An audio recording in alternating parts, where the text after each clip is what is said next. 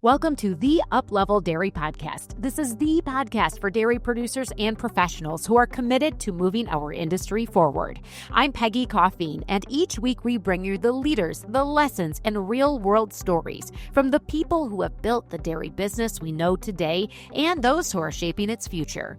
Join us on the journey by following Uplevel Dairy on Facebook, Instagram, and YouTube, and subscribe at upleveldairy.com to get new episodes and our Dairy Insights blogs right in your inbox. If there's one thing that I have found to be the cause of the most worry, angst, and stress for farmers that I talk to, it's this: the future of their farm. Whether it's a family farm that's stuck between 2 or even 3 generations with nothing in writing, or a farmer with no successor in his or her family, yet they want to see the farm move forward. Farm transition is what keeps so many producers up at night. And if that's you, you're not alone. That's why I am partnering with Zoetis, Menn Law, AgriGrowth Solutions, and Leading Edge Consulting to present the in-person Farm Forward Conference at the Farm Wisconsin Discovery Center in Newton, Wisconsin, on Friday, March 27th. This is a full day designed to empower farmers and those who advise them with tools to handle difficult conversations and resources to take next steps.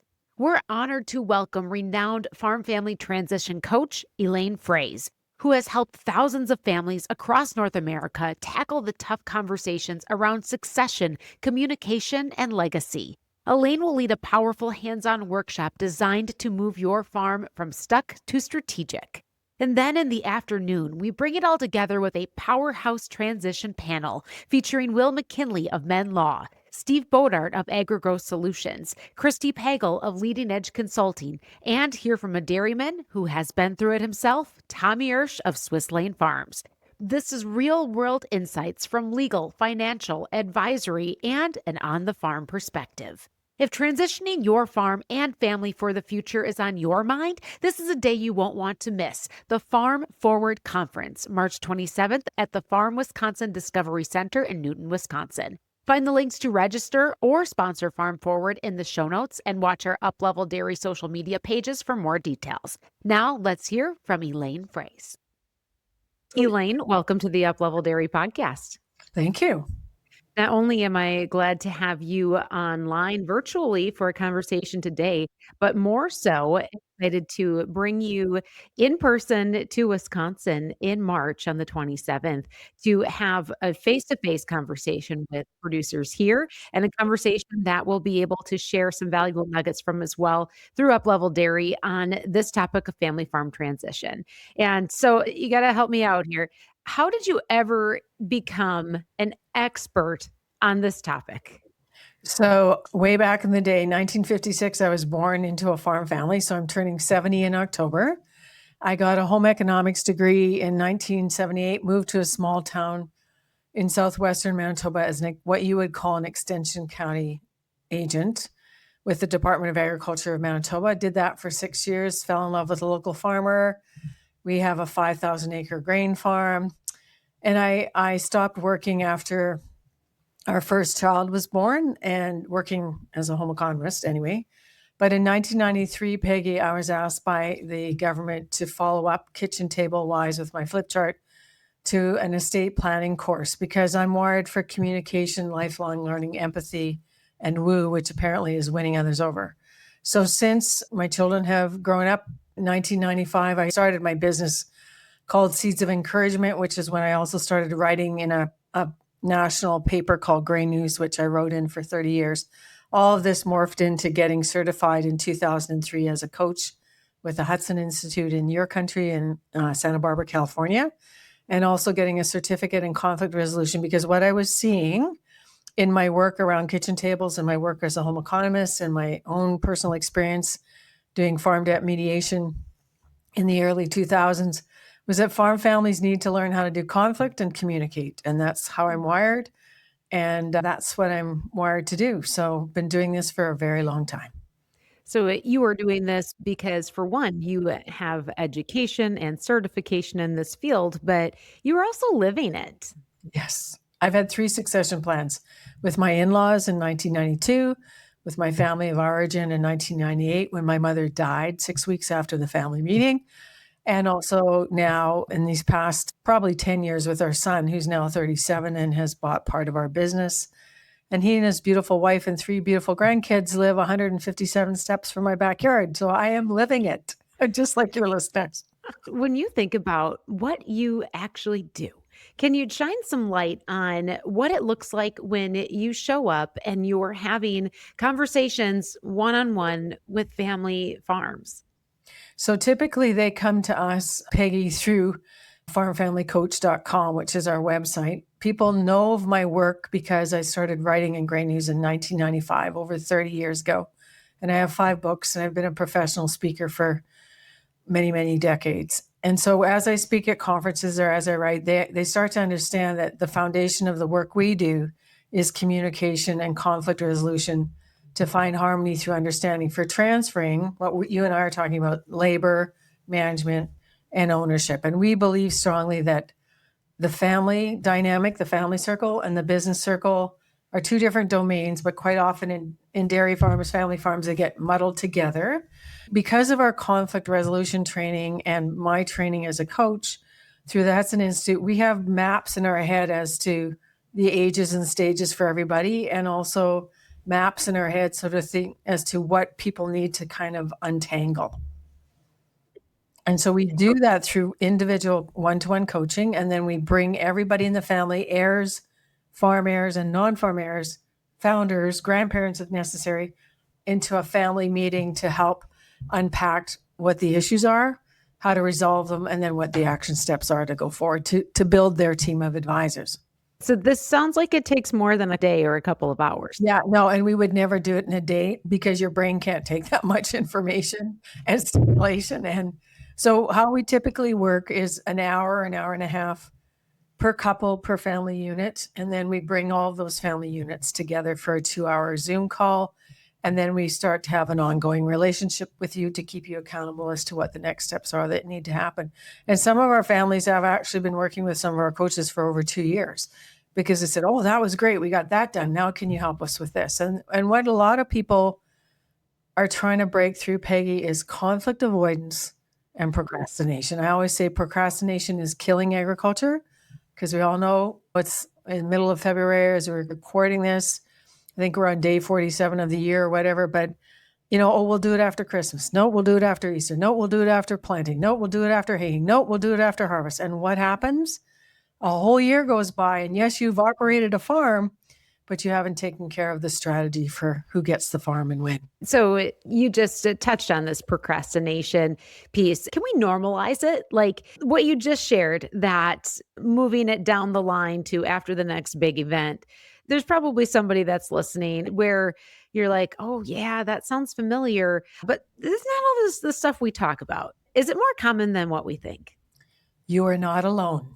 That's all I want to say. I just got back, Peggy, from a dairy conference, the Dairy Summit in Pennsylvania was last week.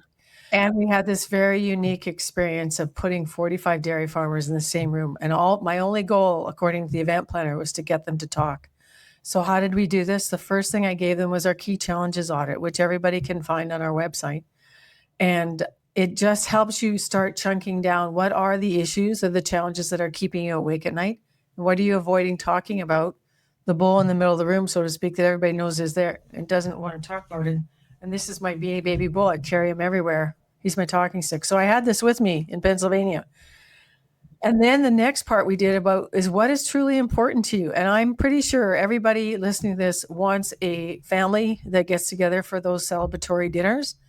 They want profitable farms, and they want to be clear about their roles. And they also want respect and appreciation and a way to understand what it means to step back without stepping away as they age in place on their dairy farms.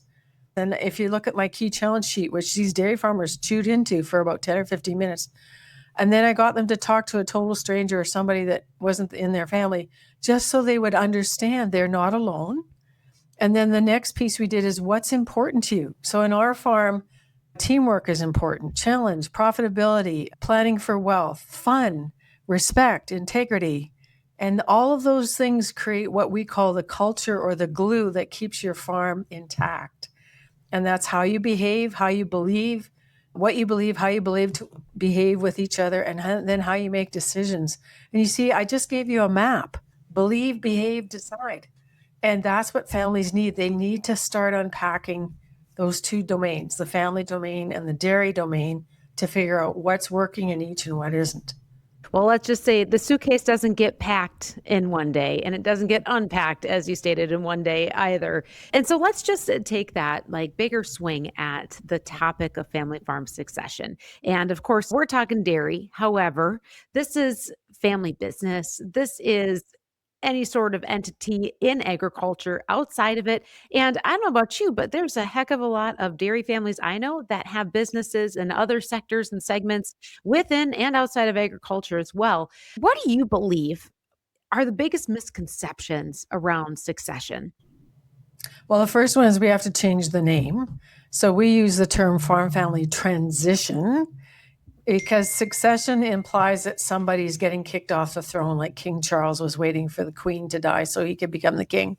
So we typically use transition because we're all in all different kinds of transitions. And what I mentioned to you earlier is it's the transition of labor, which usually comes very quickly with the young backs and the young energy that shows up on the next generation. But the part that's the hardest, I think, to transition is management. And there's a lot of fear of failures. Peggy, with older dairy farmers who go, Elaine, I can't lose this. I've got all my eggs in this basket, and part of it has to be my retirement and stuff. But those kinds of things we have to start having some deep conversations around. And then, of course, the big one is ownership, and that's the transfer of wealth from one generation to the other. And it doesn't have to be all done in one document, Peggy. So when you talk about misconceptions about farm transition, lots of anxiety. So the pain of not knowing what the future plan is, because there is not one. And that's called the neutral zone, which is where people don't want to say. And I say it's like a stick shift on your old car where it had four in the floor. You know, when you're wobbling back and forth, you're in neutral, you're not going anywhere.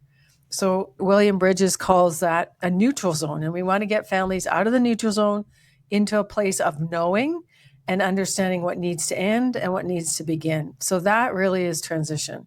So when you think about that whole process and the different stages, who is the one that usually calls you and what stage are they in? And when I say who, I'm going to break this down generationally and also position within the family or position within the business. So that's a very interesting question because it has many different answers. So typically it would be the older female founder, spouse, and the person who's tired of being the monkey in the middle because there's way too many conflict triangles happening on the dairy farm. It would also be the next gen successor who thinks they're a successor, where it's male or female on your dairy farm. And let's say it's the 42-year-old young man who has been promised for the last 12 years that there were going to be agreements in place. And he goes, Elaine, can't take this anymore. I am working like an employee. I have a wife. I have a family. Where is my equity coming back to? There are no written agreements. So he's living in that pain of not knowing. Or very rarely is it the male founder, because he's got his head down and he's having issues with identity and task and being able to let go of power and control. So he doesn't really typically pick it up unless he's been told he can't see his grandchildren, which is also happening, unfortunately, Peggy, because I never used to hear about estrangement. Now I hear about it every week. And so there's a bit of weaponizing that's happening in transition planning, where people are getting so frustrated with all this conflict avoidance and procrastination that they're doing very destructive behaviors to try and get what they want, and it's still not helping. So you said you've noticed an uptick in that sort of behavior. Explain that. What do you think is underneath that? I think the mechanism is, and this sounds too simplistic, but this is what most farm women will tell you, Elaine, we are poor communicators between the generations and even between spouses. So in my home economics degree, I was always working with quality of life issues, Peggy. So the reason I do this work and have continued to do this work for decades is, first of all, I feel called to it. I don't have to do this, but I feel called to it just because of the way I'm wired and what I've seen. And I'm also wired for positivity. So I always believe there's solution. So if you come to me with this really complex anxious, overwhelmed family dynamic. That to me is an adventure. And I say, okay, let's just start unpacking this and seeing what's going on. And what's going on is people are not having their values aligned. So let's say you have mom and dad founding farm dairy people. She wants to go one direction. He wants to stay put. So right there, you have a stuck place. And you, as the next gen on the farm, may not even know that your parents are fighting because it's all behind the closed doors, right? So again, it comes back to, I see conflict as a good thing for clarity. And what we're working towards when we look at your scenario is clarity of expectations. Do all the generations expect to have a profitable dairy farm? What's the workload look like? Are they being compensated fairly? All those good things. Secondly is, what are the timelines for the shifts in transition agreements to happen? Are there agreements? No.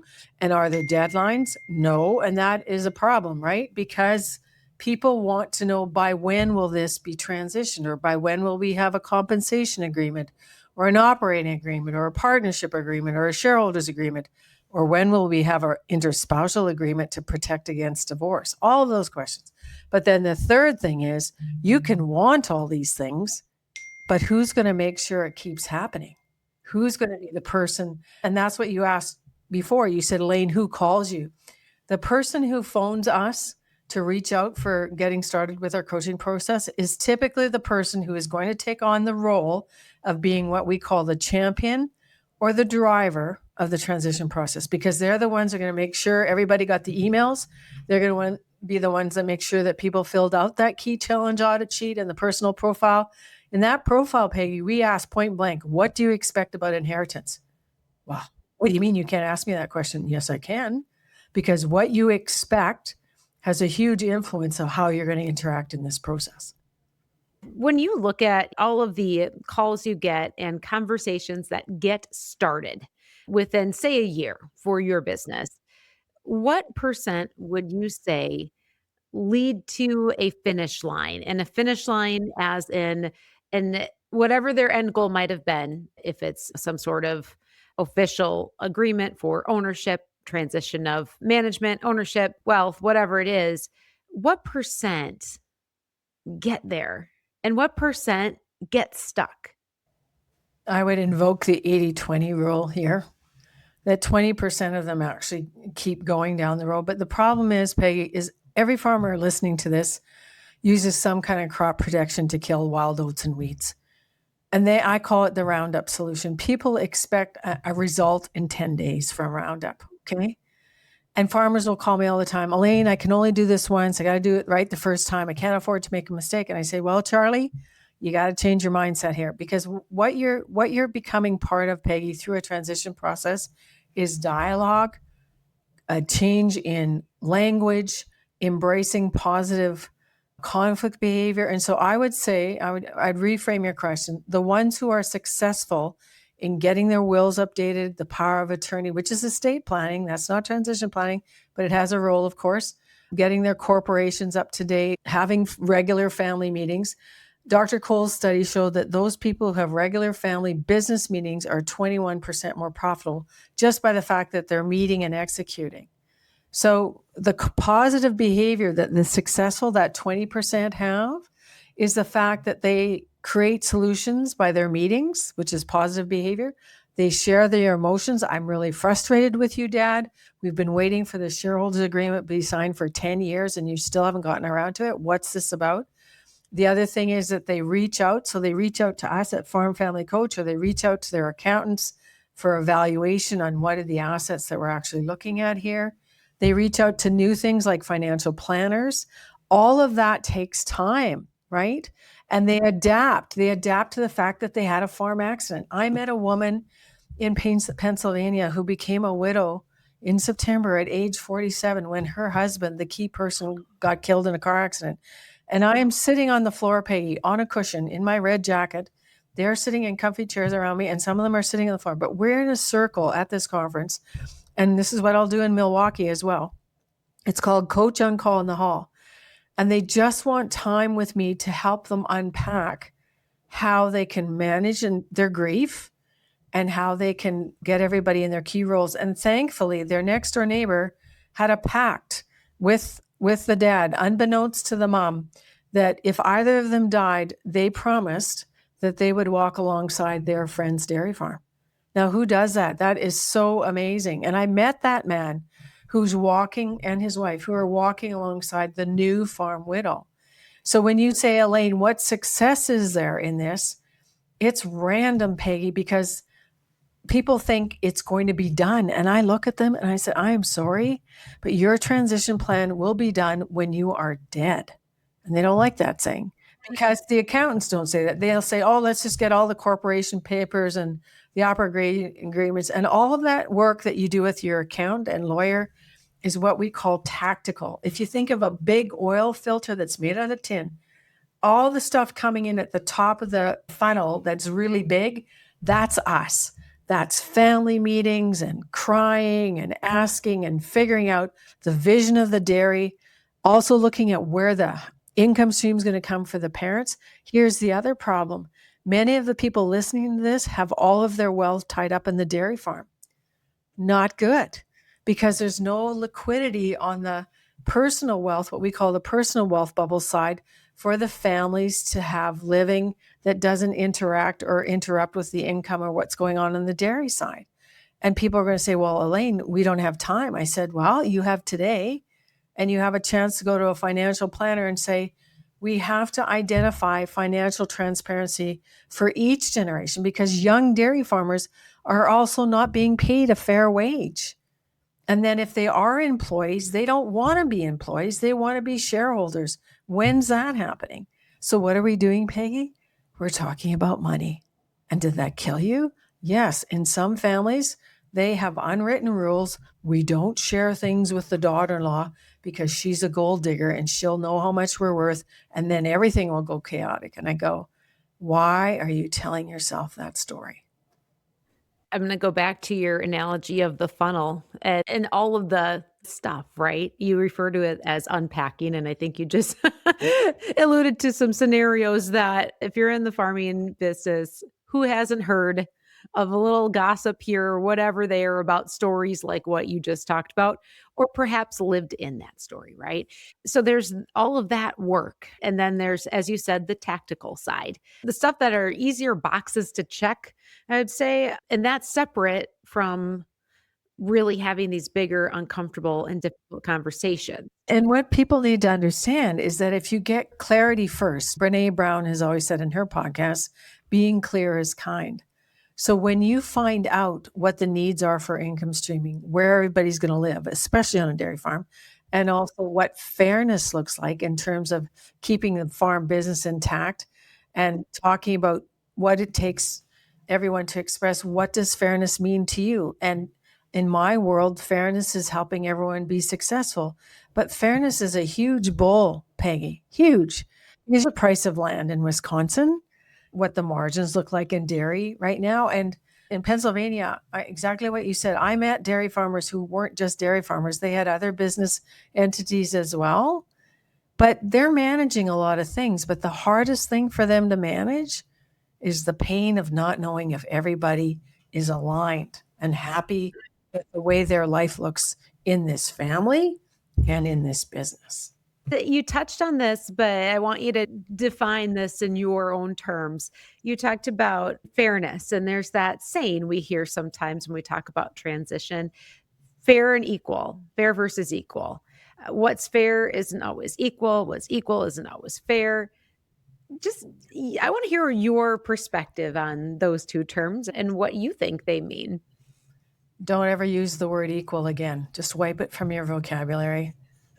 So I have a YouTube video called Finding Fairness in Farm Transition, which I first presented way back in the day in Grand Prairie, Northern Alberta. It took me 3 attempts on an airplane to land, 3 different flights. We finally got in. There's an ice thing happening. Anyway, fairness is financial transparency, being open about the profitability of the business. Also stating, as my brother and I did to my parents on that day in July of 1998, we don't expect anything from your estate because actually we're wealthier than you are. And that is the case. I met a farmer last week in Iowa whose son and daughter-in-law each make $300,000 US every year. They don't need money from their parents. they need love and blessing and a family connection. So F is financial transparency. A, Peggy, is attitudes towards money. And again, money scripts, everybody has them. Do you come from a place of abundance or a place of scarcity? Or do you say, well, if my father really loved me, he would give me $100,000 by Friday, which has actually happened in my coaching. And then it's your intent. Is your intent to cut the farm into 16 pieces like a pie, which did happen in Iowa a few years ago when this young woman came running up to me in tears and she said, Elaine, my grandmother just died and she has cut the farm into 15 pieces. Yes, and now there's no farm left. Thankfully, I was in Iowa last week. The tax laws have got much better there and they don't chop farms up quite the same way anymore. But it all requires awareness and talking and planning. But then the R stands for roles and rebels. And Peggy, there are some people listening to this that no matter what they are given or what wealth is transferred to them from their founding farm parents, it's never enough. And those are the ones who say, I need more, I need more. So again, how do you navigate all this trickiness? You navigate it with open conversations. What does fairness look like to you? And you can ask for whatever you want, but ultimately the founders get to decide how to distribute their wealth. That's what fair is, right? And also to me, it's helping everyone in your family be successful. You know, my brother's net worth is double what mine is, and people can do the math on 5,000 acres at $3,000 or $4,000, like $20 million worth of land. Our son can never afford that. Same with the dairy barns and properties in Wisconsin. The next generation cannot buy out totally the parents. They can buy cows, they can buy inventory, they can buy equipment, they might buy parcels of land. But that's why financial planning is so critical even now, is because you can't expect the next gen to buy your retirement if you're the aging farmer. Oh, and then you say, oh no, it's okay, Elaine, I'll live on $30,000 a year. No, you won't, Charlie, because you actually need 80 grand and you're pretending you need 30, but you don't. And then last week, we also talked about your risk in America of long-term care, wiping out a farm, which is a whole other podcast. I think I can send someone who can help you with that. That's a whole nother side of this game, isn't it? Managing your financial risk as everybody ages on your farm.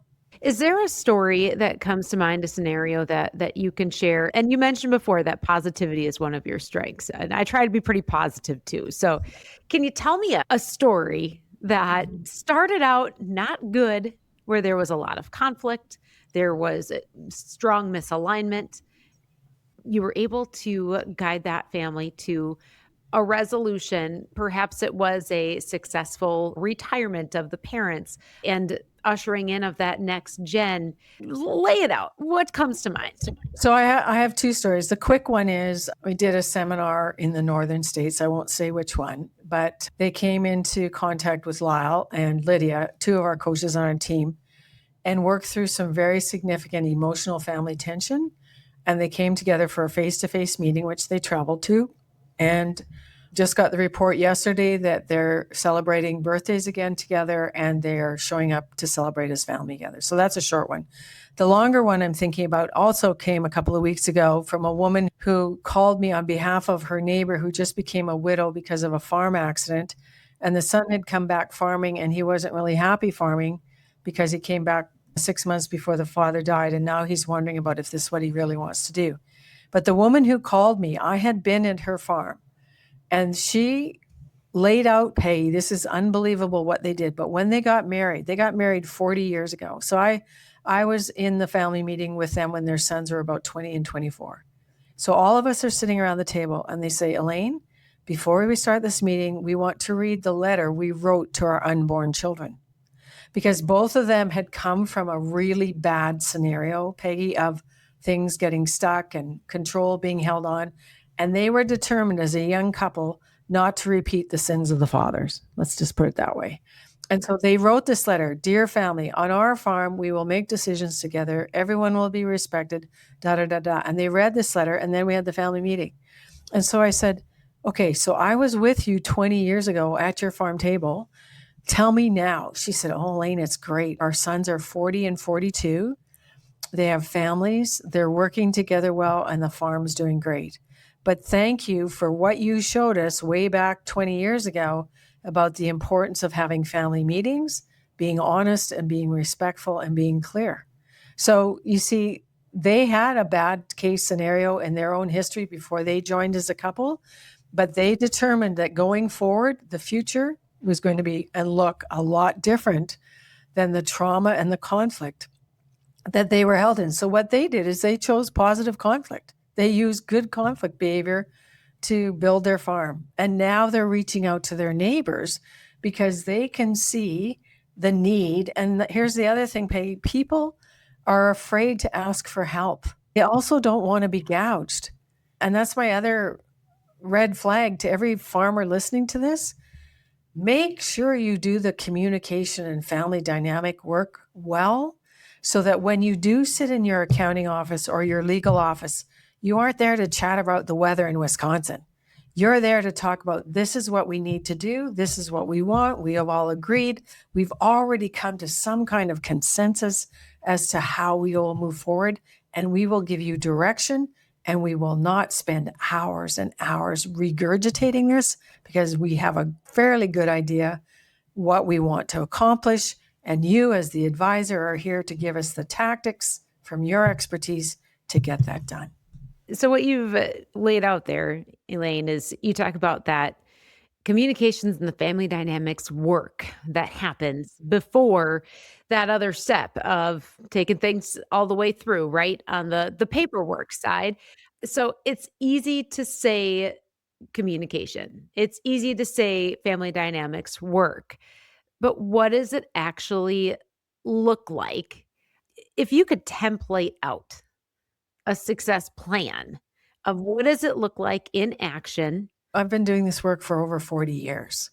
And so the template is, first of all, self-awareness. So we use a thing called the conflict dynamic profile, which is an online resource from Eckerd College in St. Petersburg, Florida. Anyway, it's a great tool. And that's how I can rattle off all these conflict behaviors, because we do assessments to people to find so that they're self-aware. So the first template part is you having a good talk with yourself. What do you want? How do you want to show up? What's concerning you? Then you go to your spouse and you have that same conversation with them, so that as a couple, you're also aligned or understand where you're together on your needs and wants, and whether you might be disconnected. And then when you ask about the tactics or the way the systems to do this, is to have some kind of forum, which we would call the family meeting. And there's two kinds. Operational, which is, like you said, compensation, components of milk, all that good stuff. And milk production, that's all great. That's operations. But I had a dairy farmer family who had 4 successors.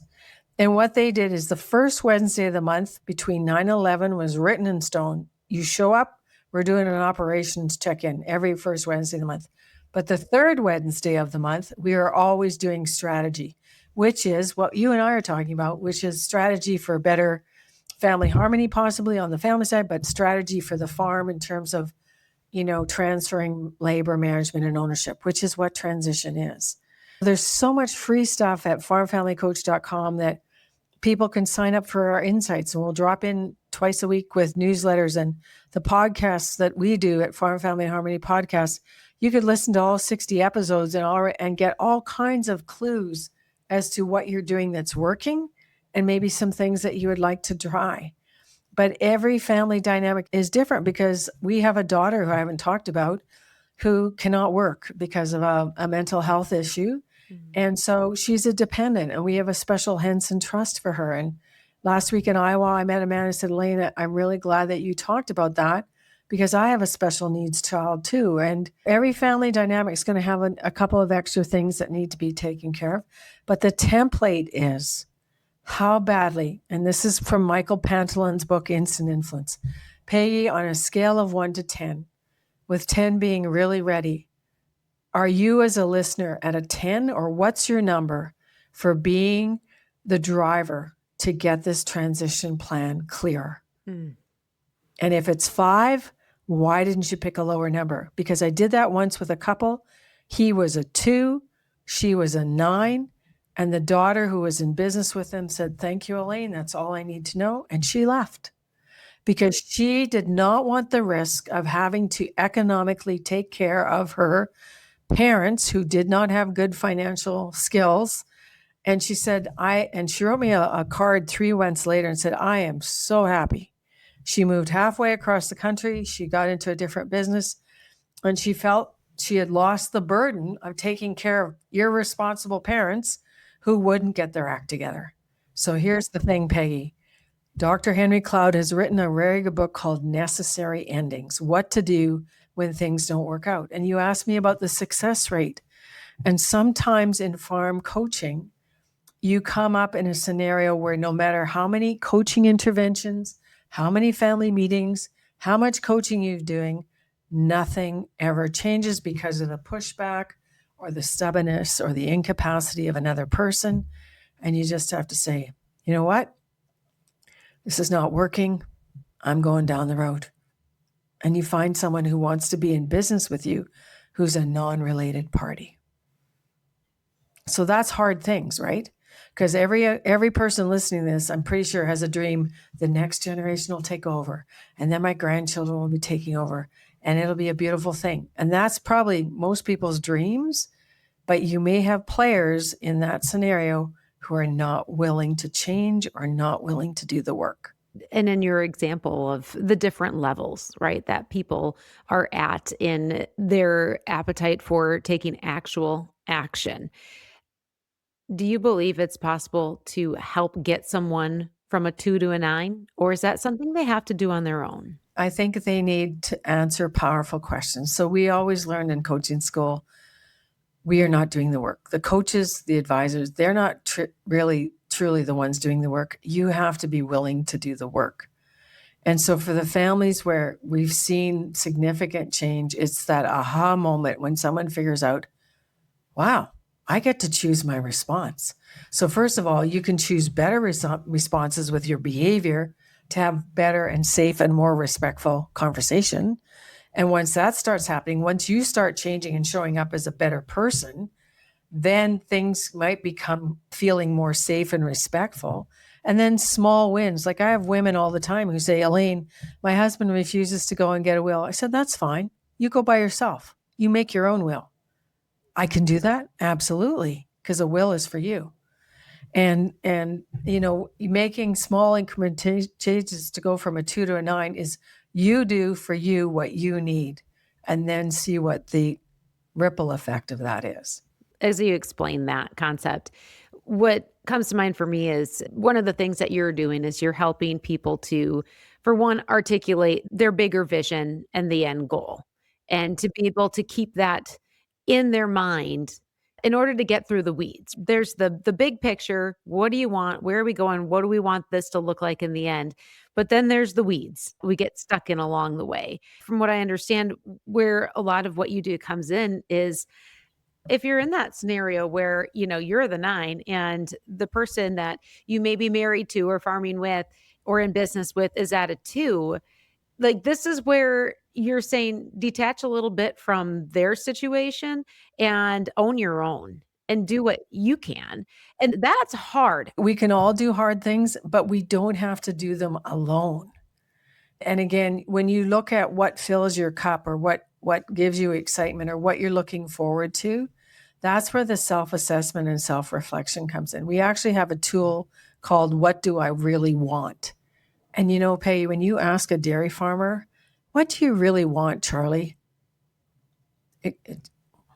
He drops his head and he can't answer me because nobody's ever really asked him directly, what's working for you and what isn't? And typically then they start crying and they say, Elaine, I've never told anyone this before. I said, I know, just go ahead.